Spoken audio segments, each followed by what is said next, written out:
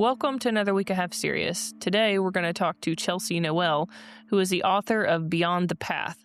The book is about Altimo, I don't know if that's how you say his name or not, Sanchez, who was a bike path rapist and later killer.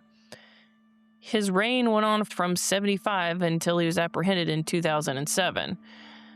Now, that's a long fucking time, and this is a bad dude. And by bad, I don't mean like, oh, he's a badass. I mean like this dude is just bad to the core. The odd thing about you'll find in this interview is that Chelsea starts the facade of being friends with him, but kind of turns into this friendship in general. For those that have worked in prisons or been, police officers in different interviews and stuff like that, you do find yourself trying to pretend to sympathize or empathize with these people that you're talking to. But at some point, at least in policing, you have this end goal of, okay, I've got a conviction and now I don't have to put up this facade anymore. But I think that the hard part is that if you're an author or work in a prison system, you spend a lot more time with these people. So you don't get that line in the sand of, okay, my job is done and now I could cut off. There's this weird, I don't even know how to describe it. Because, I've worked in a child's prison or child's, it was like a psych ward for kids. Basically, they committed horrible acts. And this kid didn't murder his parents. I was what I would say friends with him, but not really, not out of there. But it's just a weird relationship because you see this different side of them and you never actually see the other side of them that has committed these murders and stuff. So it's a weird trick of the mind. So any of you guys that are in that field, I would highly suggest knowing what your end point is and getting the hell away from them in order to remind yourself of how fucking evil people can be and why they are where they are. That being said, this is a very good conversation, and we do delve into that a little bit and talk about his methods, what went on, and some other family events that occurred in her life as well to kind of culminate into this bigger traumatic event. But as usual, I will shut up as I have said way too freaking much, and here's Chelsea. What made you want to do a dissertation, or sorry, not a dissertation, but a thesis on the serial killer? Well, I was going through college, undergrad at the time. I was still in my bachelor's. Well, my other option was either sports psychology or animal psychology. And those two classes, I'm like, I can't do this. Animal psychology is a thing? Yeah, it is. Wow, did not. Yeah, I would have done terrible in those classes. And I wanted to focus more on forensic psychology, but they didn't have a class specifically for that. So doing a thesis gave me the opportunity to explore forensic psychology. And me being a typical white woman in her 30s, we love true crime. I don't know. Yeah. We just love it. Helps us relax. Yeah, it does. So I jokingly said to my advisor I was going to get high profile inmates to interview.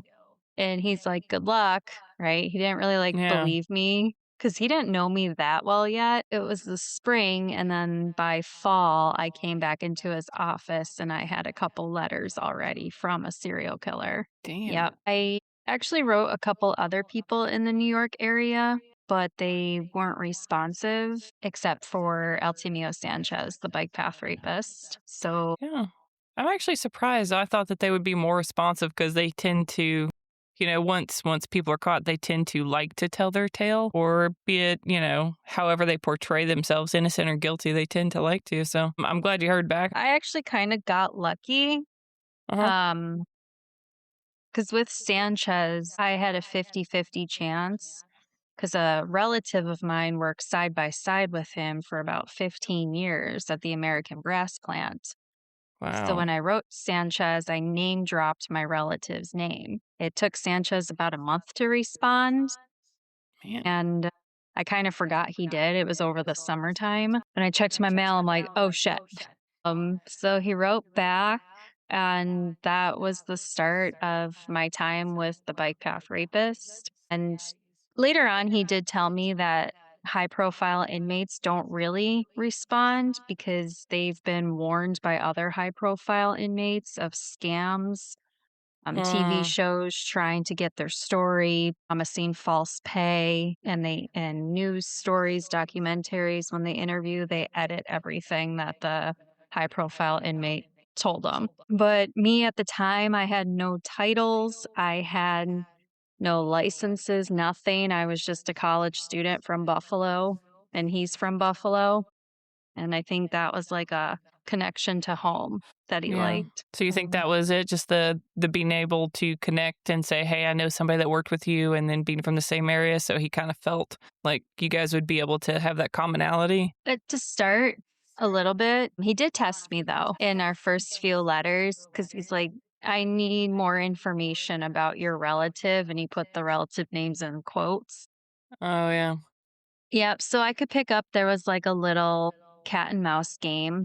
So I called my relative and asked for employee only details. And I got them, wrote them to Sanchez, and that his next letter after that was multiple pages. So he knew I was telling the truth. And Mm-hmm. then he also said too, he liked the way I wrote and sounded in my first letter. He said it was very professional compared to the fan mail he normally gets. He did send me a lot of fan mail examples, and I am disgusted with people off of that. I don't that is a level of like mentality I have not explored, nor do I care to. I think I've seen enough of that. I don't need to read any of that stuff with them. I'm like, I just want to believe, I've seen enough in my career field. I just want to believe that part doesn't exist. Yep. So I feel for you having to read that stuff. No, I'm good. Yeah, he got fan mail from all over the world, South America, Europe, even within the States, and people just describing like detail. I'm sure it was disgusting, but So tell us this. So tell us what particularly you were like, oh man, come on. there's two that stood out to me Uh-huh. the most. Both were in the States. One girl described how flexible she was and that she was a cheerleader at some university. She said she was like a cheer captain. So I tried to look her up. She was not listed on that university's website as a cheer captain. And Hmm. then another guy, this one bothered me. He was married with small children. He described in detail what his two small children looked like, and they were both under the age of 10. What? Yeah, I have that Yeah, letter. It's that's disgusting. yeah, that's disturbing. Like you'll see his Yep. name again in the future on something else. Yep. So, yeah. And it's kind of funny too. Not funny, but maybe where you have people who should be watched walking around outside, and then you have a serial killer being more disturbed by what you're writing him. Like Yeah, I that's mean, yeah, yeah. I'm like, how because I found that no matter how horrible a person is, they're typically only horrible with their level of like, no, I did this, but that is acceptable in my head. Then like if you do this other thing over here, it's like, no, I'm writing you off. You're a horrible person. So it's weird how everybody has these different standards. Even serial killers have these Yep. weird standards in their head. Yeah, I mean, and honestly, anything with kids, usually that's a Yeah. no go for a lot of fucking people in prison. Yep, and Sanchez, yeah, he had because he was a serial rapist first before he became a serial killer. So Still I think though. even yeah, I can't say I can't say I wouldn't be in prison if I knew he had done something to my kids, but yeah, yeah, he'd be I'd yeah. yep. I'd be taking a finger off one by one for sure. Oh, But absolutely. going back to the question, so when you were doing this, you had something else come up in your personal life that became not only just like one struggle that's hard enough to actually do this thesis and deal with somebody on that different level, but something else. So you had this duality of hardships. What was the thing going on? If you want to expound on it. Sure. So I was writing like cloud nine with getting a serial killer to communicate, gain his trust, all of that. Like Yeah. nothing could stop me academically until my personal life happened, and that humbled me real quick. So now, since I've been through that, I practice humbleness and gratitude now more than ever. But to your question, what happened is my own brother was arrested for murder. And to clarify, because people don't hear me when I say he was arrested for murder, people think, oh, I'm sorry for your loss, your brother, great guy. And I'm like, you didn't hear me. He was the one that was arrested because he killed someone. And then Yeah. everyone just shut down and would not talk to me. Well, so Even family members, like everybody was just, no, I'm not talking anymore because your brother was arrested for murder. I have one family member who I thought would be empathetic because he spent 14 years in prison. Yeah. And he would tell me, he's like, "The only thing that kept me going was having a connection on the outside, someone cares." So when my brother got arrested, he's like, "You need to forget him and move on." And I'm like, "The fuck?" Yeah. That's literally opposite of what you're telling me, told me to. Yeah. So I washed my hands of that. And, even my own dad said, "Oh, forget him, fuck him," even after his conviction. And I'm like, "Why would you say that to me?" But it's because who my dad is and his personality. He views women as property, so any Hmm. chance he gets to destroy my self-esteem, he would just target that. So, yeah, it's funny to look back now in 2020 because this happened in the height of COVID shutdown. God, that's a horrible time to get arrested too because there isn't much communication, Nope, anything then. nope, and it happened, across state lines. Yep, it was horrible.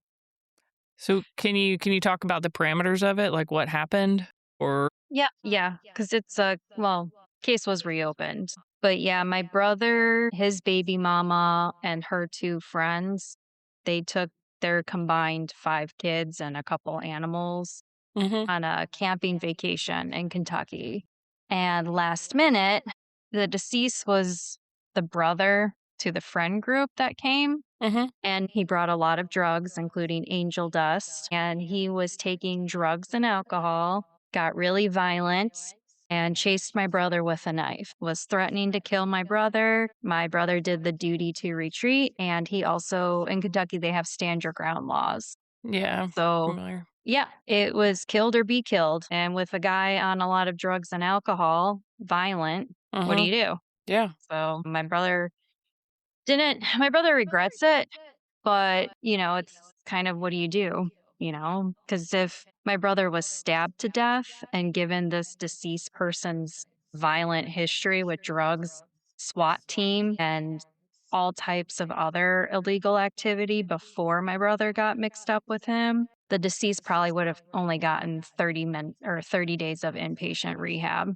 because that's how the court system works. well, So does he just wish he had just taken the hit, so to speak, and just hoped that he would've survived, or my brother regrets killing a person. He yeah, does. yeah. He wished he never did that, but in that situation, what do you do? It's a split second decision. Yeah, Yeah. I'm very familiar with that one. You can't hindsight 2020 isn't really a thing when you come to instant decisions between life and death. You can't spend 3 days thinking about something that you had to spend 2 seconds thinking about. I mean, without looking at the case or anything like that. And the NRA even declared it as self defense too, because my brother also took the NRA self defense trainings and he was Mhm. looking in to be a self defense instructor. So hearing my brother kill a man on the news, I'm like, okay, I'm like, he's a responsible gun owner. Something's not adding up. Yeah. And when we found out toxicology, the police calls, 911 calls, it's like, okay, he was attacked. That's my brother. Yeah. Yeah. Well, what was the hang up with the investigation then? Why did they end up charging him with murder? Because that's, I mean, I've seen people get arrested for it, and usually it's the interview, and then they're let go pending additional investigation, that sort of thing. So what was their hang up? I think it's because my brother waived Miranda rights, and that's where that made me mad. I'm like, you idiot. But my brother's story stayed the same, and he was interviewed 4 times that night. He never changed his story. So that happened in what year did that happen? 2020. 2020. And so how long did he have to wait until you said it was dropped, or was it what happened? It took 3 years of pretrial hearings, Uh huh. and trial was canceled 3 times because it was in and out of COVID, couldn't get a big enough jury pool. Our attorney got COVID twice and he's high risk. And I think one time we had to cancel it because the prosecution, because I didn't know this, but each side can cancel up to 3 times. Yep. We're trying to mentally prepare and then to hear trials cancel like the day before, Mm-hmm. you take a mental health hit nobody can explain.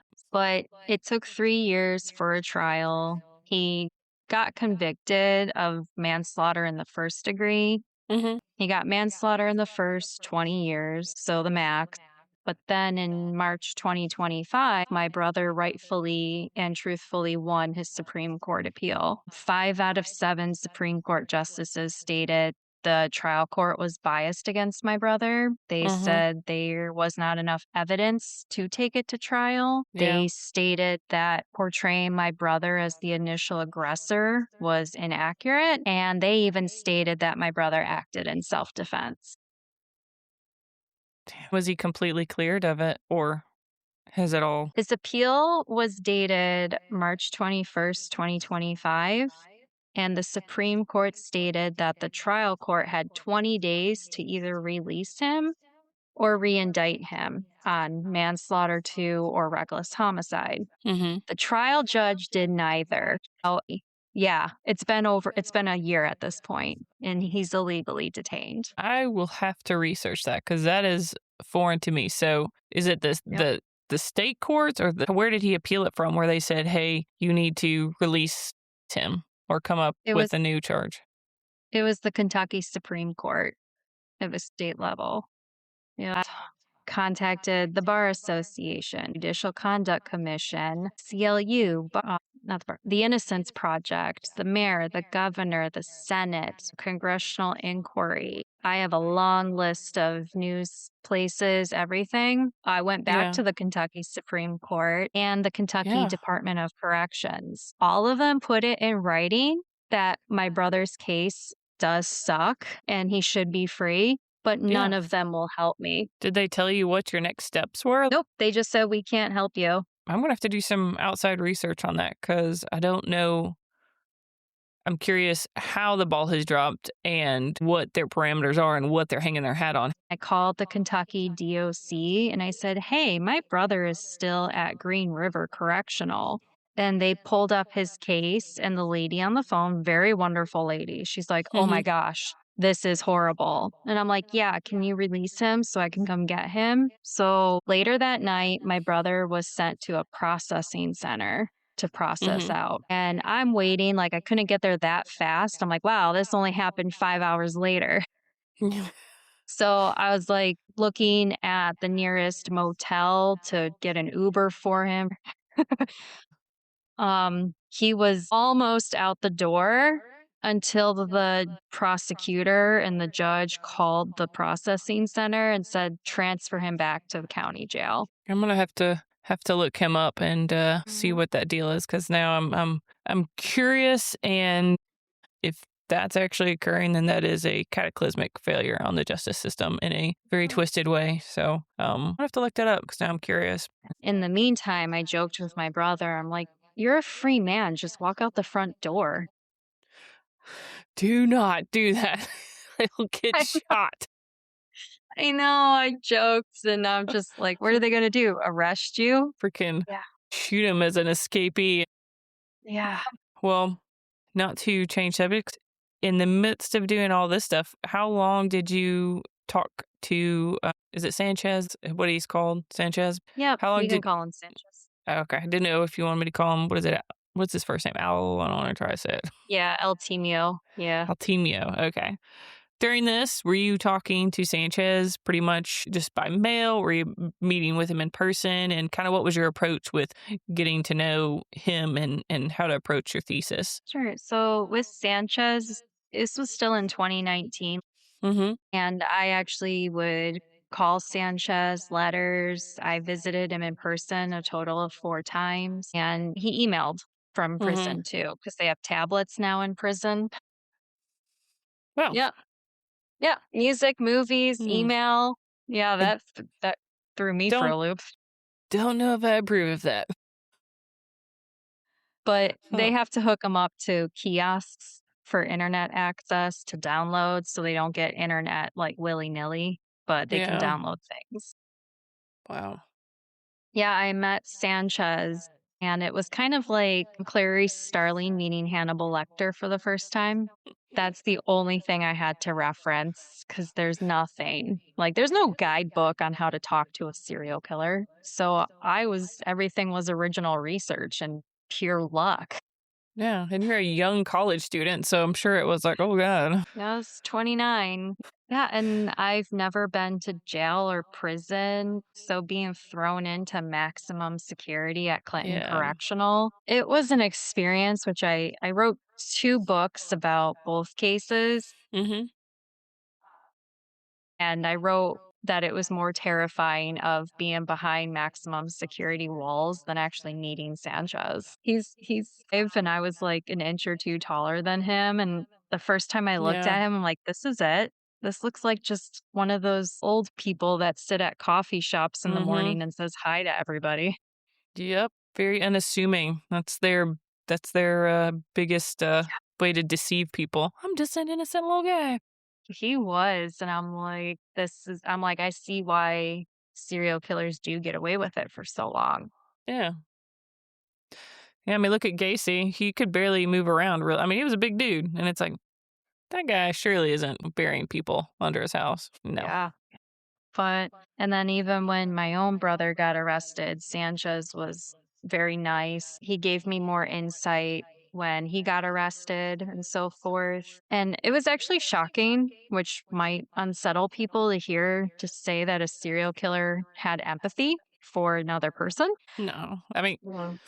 I would say I have I have talked to a lot I mean, people that have killed people and all that other stuff, and it's like once you're okay with them, then they're okay, but yeah, some of it's fake empathy because they know they're like, "Oh, let me mirror this." But some of them, it's like as long as they know you or you're in the good graces or something, then they're cool with you. But if they're not cool with you, shoot. So you sounds like you were cool with them, which is a good barrier to get, especially if you're trying to interview them and Yeah. get to know them, which is pretty damn good skill that you were able to attain. So good job. Thanks. And I got an A on my thesis. And then after that, I just kept in contact with Sanchez because I'm like, I don't Yeah. have any reason to stop talking to you. I'll yap all day long to anybody. I don't know what you do now, but I know with your books and everything, I'm sure it helps you gain insight. It does. And my book on Sanchez, I sent it to an old police captain friend Mhm. of mine, and he's like, I read it in one sitting. So he said it was disturbing yet fascinating because even with him being a decorated police captain for Yeah. 30 years. Because I went to him for help on this. I'm like, hey, I got a serial killer to respond to me. But since you're like the smartest man I know, can you help me? And he's like, you've done more in my career than I've ever done. You got this. And I'm like, do not tell me that. That's not helpful. So, but he said it was really good. So it's eye-opening. And in the beginning, I also wrote too, it's for educational purposes Mhm. because there is stuff in there that he told me.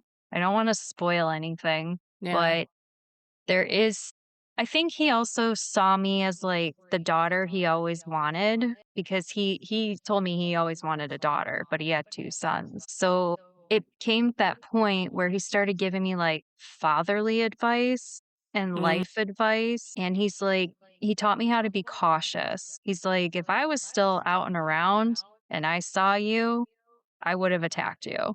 Well, I have long hair, it's down to, like, my butt almost, Mhm. and his method was taking, a groat, like 2 sticks and twine from Home Depot. That was his MO to wrap around women's necks to, like, kind of choke them out, not kill them, but Yeah. just to make them unconscious, and he said if I didn't have my weapon on me, but he would spend time just laying around bike paths and in the brush.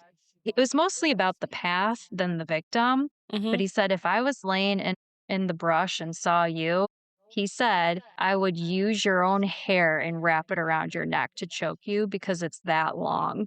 And I'm like, "What did I do?" Yeah. Took my hair, I cut it, and I'm like, "I'm never wearing my hair down." Yep. When you go to cut your hair, do you measure it that way? You're like, "Hold on, let me wrap it around my neck."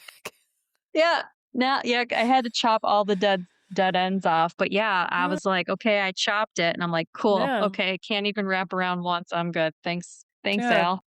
Hmm. Would not have thought about that.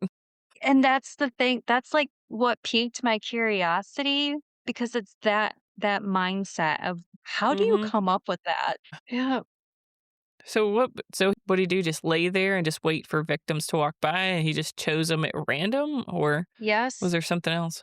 No, it was more about the path he liked because bike paths and parks are public yet secluded.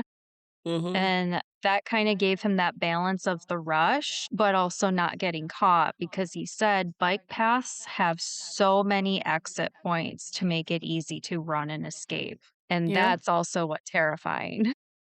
Yeah. But he would bike or walk along the path, jog because he was athletic, and he would just find a bike path, sit in the brush, go up and down it a couple times, sit and wait, people watch that would come through. And then it was more of like timing, he said, Hmm. like that itch, day to day itch. Yeah. So, but he would see the same people different days at different times. Even his last victim, the one he murdered, Mhm. he said he's seen her and a couple other women constantly on the bike path. It's just that day when he got the itch to go attack Yeah. and he was laying in the brush and he saw his last victim. The only reason he picked her is because she had earbuds in and he said she would not hear me running up behind her. And that's it, those earbuds. Yeah. That's creepy. Yeah. Yeah. Is there any reason why he chose not to? Like he was going to attack somebody and he's like, no, because of this one thing? No, not really. It was just, I think, more opportunity. And if there was no other runner that he could see down either side of the path. Yeah. So was there any point during these interviews with him or talking with him? Because you said you got to see him in person. Yeah, 4 times. Was there at any point during this where got, I know the initial shock, but during it that kind of shook you a little bit more and you like got that panic and you thought, I need to fucking leave out of here? Did you ever get that fight or flight response during the interview? No, because of how I build my in person rapport with him. Mm-hmm.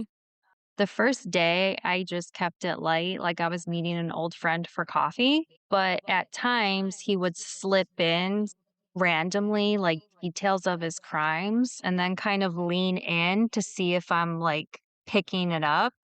Mm-hmm. I kind of knew what he was doing. So I said, well, we can talk about that later. I'm just here just to talk to you, casually. Yeah. I think he did it a couple times and then he realized that I wasn't as interested. End of that visit, I said I'd be back tomorrow because I went over a holiday weekend. He didn't believe me. He's like, yeah, we'll see. I showed up the next day. He was full of smiles and he was so happy and he's like, "Let me talk to you about my crimes," and I was like, "A changed person."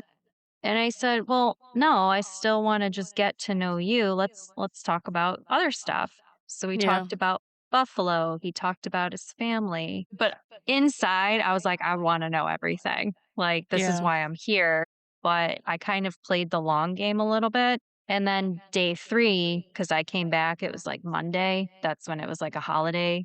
I came back, I met him in the room, and he's like, "Okay, I am telling you everything about my crimes. We're not talking about anything else." And I'm like, "Okay." Yeah.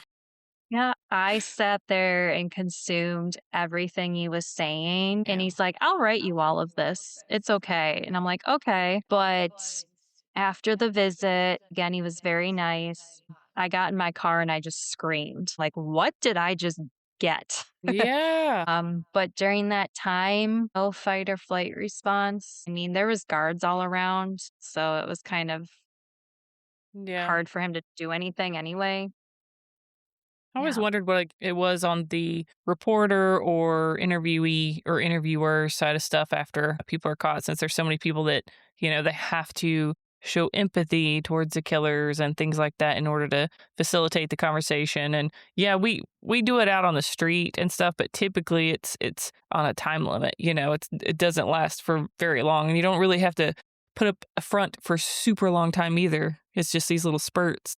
To Oh, do it for that length of time is really, really hard. And I imagine people in general have a really hard time of thinking like you must really like them or empathize, and stuff like that. So, what have you reacted, or what's your reaction when people do that or ask about that? uh, I gave a national webinar on how I gained the trust of a serial killer Hmm. through a psychological platform because I am a mental health counselor and a writer. But when I gave the webinar on how I gained his trust, the only question I got asked was, "Did you sleep with him? Did he ask for nude photos?" Like, I don't think people can comprehend that a woman can be intelligent and not have to use her body to get what she wants. Yeah, So, it's but people refuse to believe it. They don't want to accept it. They're like, "You did something for him sexually." And I'm like, "No, I didn't." Like, he viewed me as his daughter, and I think that was it. also, So, let's look at this in a complete evidentiary yeah. way. How would you have been able to do that in the first place in a maximum security prison? I'm guessing I that's maximum security. Yeah, it was. Yeah. Yep. I mean, that's really the only question I got. It's annoying, and I just ignore people. I'm like, "Nah, you already have it in your head what you wanna think. It's not Yeah. worth my energy." No, it seems like it'd be a little bit more enthralling to ask you how you did it without any sexual affair, because that is in depth kind of conversation to have and manipulation tactic that a lot of people don't have and don't know how to use. So to be able Yeah. to do that, that would be way more interesting than asking anything sexual. Like, I don't give a fuck about sex and shit. Tell me how you did that psychologically. Like, that's the interesting part. Yep. But So, whatever. but it's also sad too. How do I say? Because I was 17 when he got arrested and made the news back in Hmm. Buffalo. So I knew what he was. Yeah. I just didn't expect 12 years later, I'm sitting across the table from him. Yeah.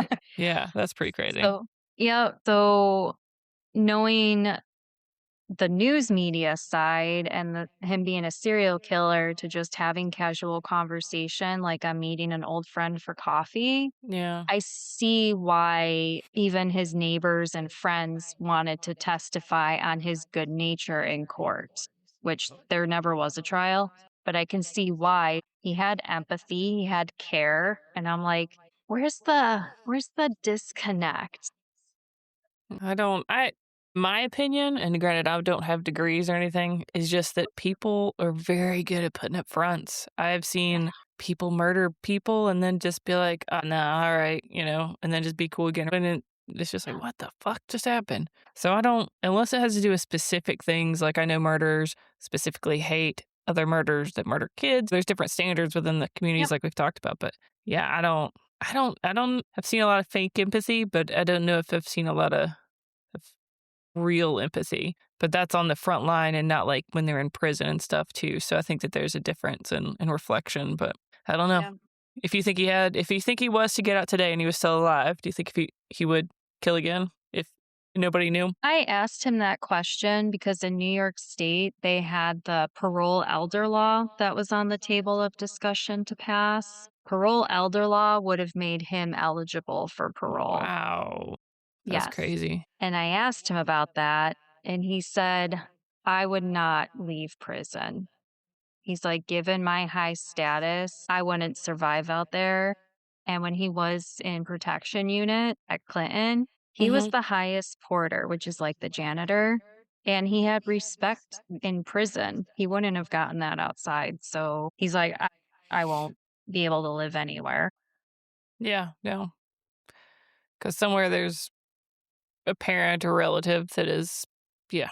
I mean, Yeah. and that would be me, honestly. I'd be sitting there like, come on out of prison. I'll be waiting here, bitch. Like, I Well, don't forget. and I was thinking about that too. And I'm like, he would probably have to live with me, but No, because then you're gonna get killed. You can't do that shit, and he'll kill you. Like, I mean, I'm gonna yeah, say, I I don't know. know. Yeah. But then my dark humor was joking, and I'm like, if he lived with me, I would never have to worry about a man trying to mess with me, or No, except for I wouldn't him. I know, except for him, but I also wouldn't have to worry about anyone breaking into my place because I'm like, "You're gonna break into a house where a serial killer lives? Yeah, good luck." Dude, could you sleep though? Let's put this as a real scenario. Say he did by some way they were like, "Hey, he has to live with you," and you're like, "No, I don't want him to." And they're like, "Yeah, no, he has to." And you're like, "Oh no." Would you sleep at night in that house? You think? Probably, No, no. I'm probably. Yeah. I just what? I think it's because the rapport I build with him and also too, am a responsible gun owner. So, and he's like, "You have a 38, I'm not messing with you." So I probably would have slept with my gun strapped to me. I Yeah. would. Oof. Nope. Yeah. I wouldn't. I wouldn't Oh. sleep. I barely sleep now. It's just me imagining people breaking in my house. But we shared a lot of jokes together too. So I think him getting like just humor in return with jokes and stuff like that, Yeah.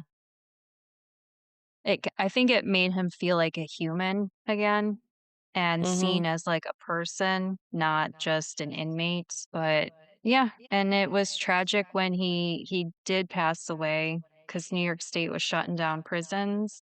Mhm. And the 2 options he had to go to, they didn't have protection units at all, and he's high profile, you're putting in Gen Pop, right? His last 2 emails he sent to me, which I put in my book, he name dropped a CO and another inmate that attacked him. Yet Yeah. the next day, the news reported he committed suicide, yet his emails highlight something different.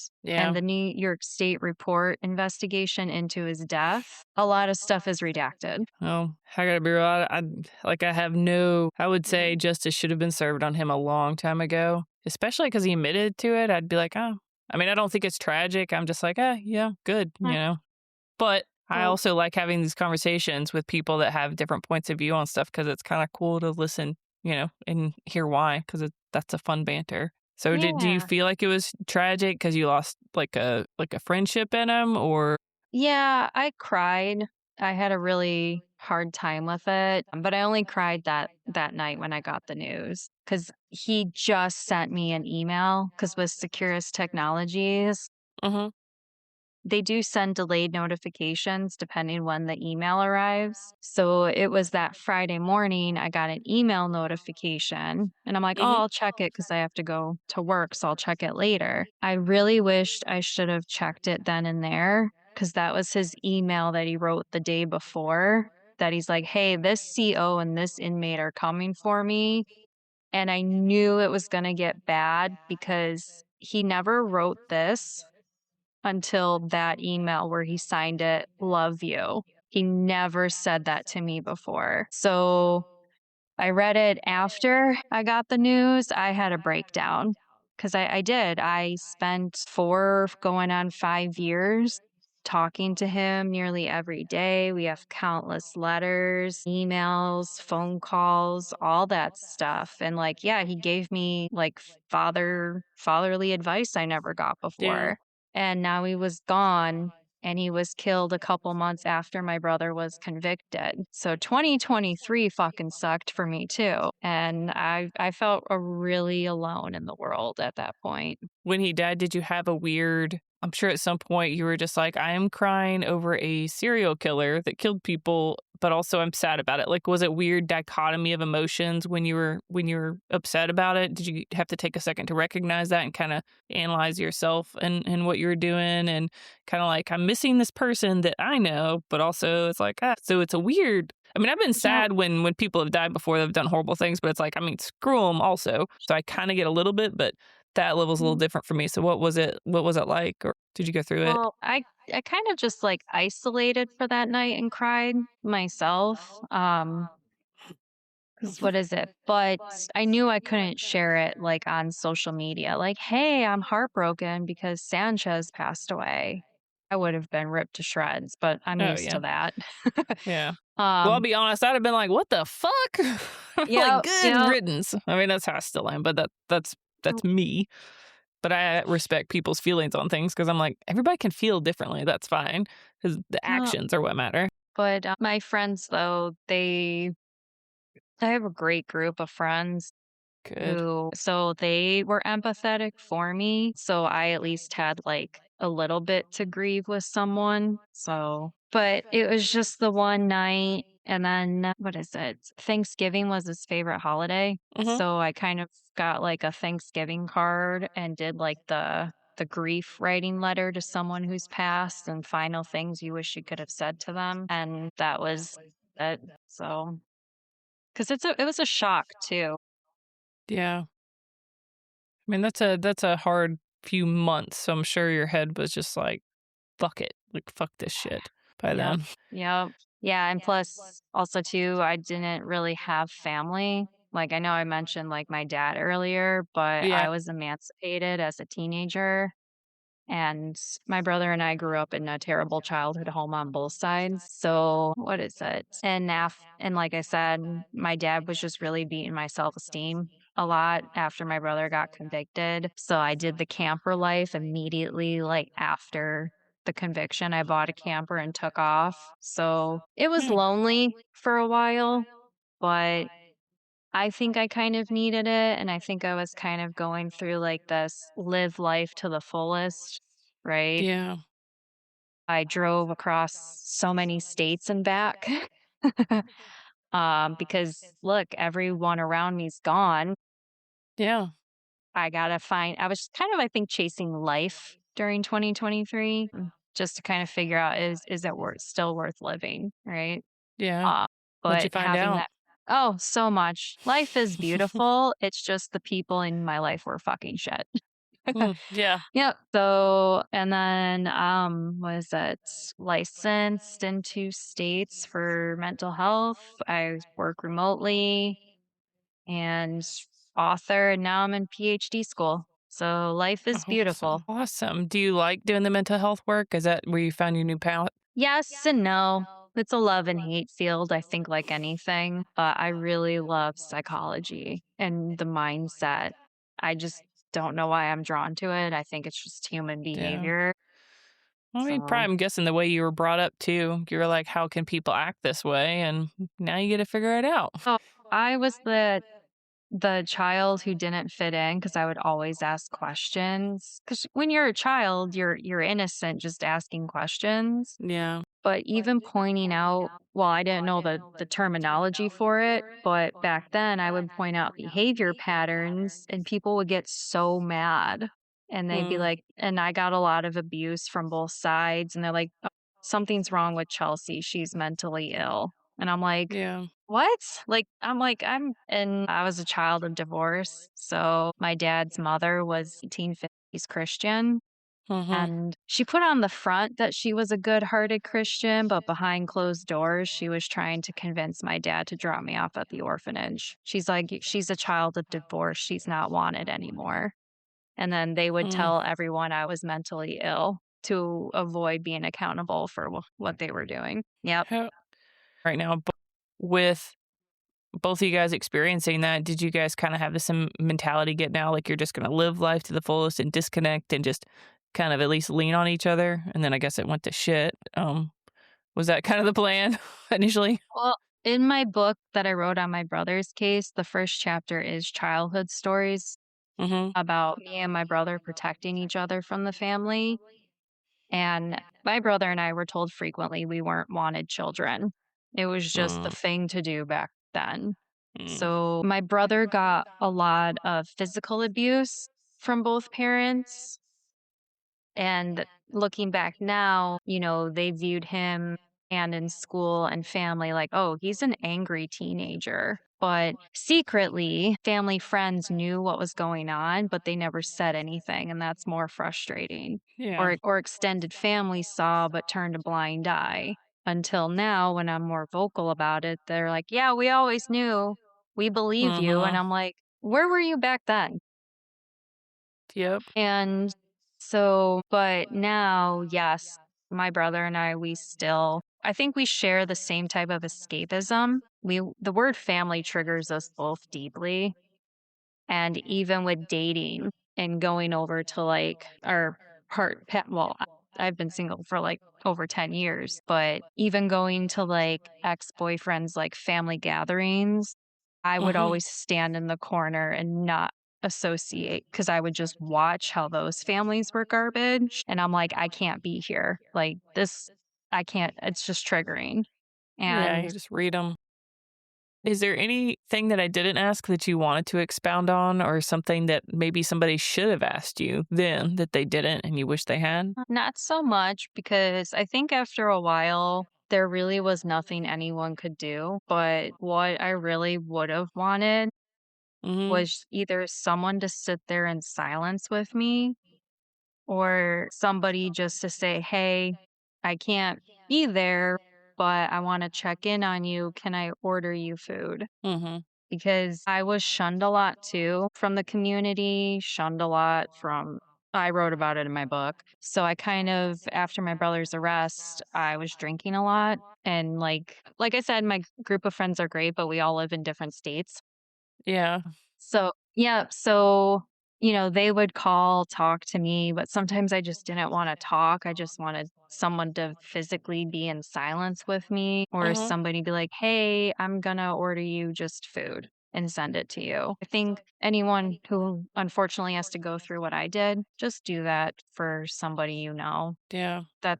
That's really what I think would have helped me the most. Just to show that they're present. And Yep. one of my last questions that I forgot to ask earlier, how are you able to kind of respect the victims' families and stuff like that with the books? Did you have to walk some line, or did you have to tell yourself, okay, this is how I'm gonna approach this, or were you just like, okay, no, this is gonna be just from his perspective how I'm gonna write this, or how did you do that? Because I feel like that'd be a really hard line to walk. It was, and I wrote a chapter, which I almost wasn't going to, because at first I'm like, I would be horrified if somebody wrote about my sexual assault in a book. So Yeah. I did battle with that, and I initially didn't write it into the book. But my one friend, she's like, she gave me like a different perspective from an outsider view because she Hmm. wasn't the one who was like with me on this journey. I had other friends because she was going through like school and all that stuff too. She gave me a different perspective and her husband too. But then I decided on I would write up until the assaults about so I kind of took his letters, what he wrote, how he was on the bike path those days, where he was hiding, and then until he would ambush his victim. And then I did not write anything else about the assaults or the attacks, and Yeah. then I just wrote after that, this is what he did in his escape route. So it was more about his behaviors than the actual attack. It sounds like a good book for, that type of person that works in that field, to get to see what he Mhm. was thinking. Did you get any reach out from the victim or the victim's families? Did they say anything, or they know about it? And I actually spoke with one of his victims and she's a very sweet woman. So, but I don't want to like she didn't have anything harsh to say when we were yeah. talking, which kind of that surprised me. Yeah, because I figure they have like all these emotions they want to put somewhere. Not that you should be the target of it, but a lot of people, they if they can't Well, express their emotions towards the person, then it tends to filter elsewhere. no, but she was a sweet lady. She's thriving, but I don't Good. want to speak what she said, but Yeah. it was all good positive things. So, I know, which Well, I was thrown for a loop. I'm like, "You wanna yell? Would that help you?" Like, you're like, I was ready for it. yeah, no. So, but that's about it. Well, what are the names of your two books that you were discussing during this then? And I'll put it in the show notes. Anything for people to be able to see it. Sure. The first book about my brother is called The Family Wants a Conviction, Hmm. and I chose that title because that's all we kept hearing from our attorney is that the family of the deceased wants to convict, and I'm like, "Well, can you make it known we want him out?" And the cover is 3 pictures of me ugly crying during a breakdown, I and saw I'm it. That like, was a brave cover. but it I shows like the it. raw emotion, and that's Hmm. what people love is that raw emotion. Yeah. And then my second book is called Beyond the Path. I actually Sanchez picked that title. He he gave me full permission to write the book Mhm. and he gave me a bunch of titles. So Beyond the Path was the one I liked the most out of the ones that he sent my way because it's kind of like the bike path was his MO and Yeah. tapping into his mind and behaviors are beyond that. So that's how I landed on Beyond the Path because there's more to Yeah. it.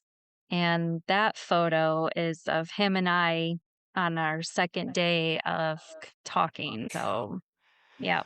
Yeah. That's I when I saw the cover of it, I was like, it looks like nervous smiling. It looks I like a was. oh I was that's if you think that's nervous smiling, you should see the first photo, which I put in the book too. It's worse. I'm thinking in my head, I'm like, who's like supervising me right now?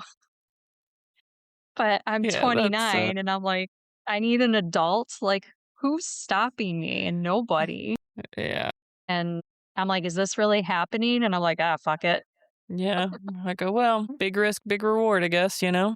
It was, and also too, there's a point why I took my picture with him, which you'll read Mhm. about, but both covers, people can't say it's AI or, oh, she Yeah. never met Sanchez. That black frame with the 3 photos, Yeah. those are my original snapshots of Sanchez and I. Oh, did you take them 3 different days or Yes, the first one was the first time meeting him, day 1. The second photo, which is on the cover, is day 2. Day 3, he was telling me too much about his crimes that I didn't wanna, like, stop talking to go take a photo. yeah. I'm like, "I can't interrupt this right now." A month later, I went back because it was Thanksgiving 2019, and that is, I got a couple more with him and one of him solo. And then after that, COVID, but I did Yeah. get to see him like in 2021. What is it? And then after that, he was able to send me pictures too. So I got a bunch of him. But yeah, he's framed on my wall. I mean, he was a part of my life. So What's your next steps? Like, what do you wanna do now that you've accomplished those and you've written some books? Are you gonna write some more books, or you got some more topics or some forensic interviews that you wanna try to get to? well, one, I would really love to get back into forensic psychology. I would love to interview more high profile inmates. Mhm. But actually, yes, I am writing more books, true crime and psychology. And my next book is actually on a friend I made, more of my brother's friend behind prison. Mhm. And his story, I heard it and I'm almost done writing the draft. He grew up in the KKK and then Mm. ended up in prison and learning his childhood, learning his crime. I'm guessing his family was in the KKK and he was grandfathered in or something? His dad was, yeah. Okay. We're gonna call him Christopher because that's the name I gave him in the book. Uh-huh. Because every book is fiction inspired by true events. Yeah, I saw that and I was wondering what the purpose was. I was like, didn't Well, know. it's fiction because everyone has different names Mhm. and the dates and locations are not present. So, because I want people to make up their own mind as to what they would do. Because Yeah. everyone would just Google, read the inaccurate news stories and be like, oh, that's the case, and not actually like really think what they would do. And that's what Yeah. I want the public to do is think. Yeah. And plus, to being on jury duty, what would you do? How would you decide? Uh-huh. But yes, Christopher's dad was in the KKK, so he grew up with Christopher's in it. He just turned 50, so he's older, which is why. And this a lot of the KK those crimes happened in the set. Oh yeah, it's pretty fucking violent time for Yes. that group of people. Yeah. Well, do you know the title of that one yet? But we decided on 55 years, keep it simple, but there's also a point to the 55 years. Like, yes, that's his sentence length, but when you read it, it's Mhm. really going to make you wonder. Always a reason somewhere. I'm excited to see that one come out and I'm gonna get online this weekend and see about probably the Sanchez one. Sanchez one.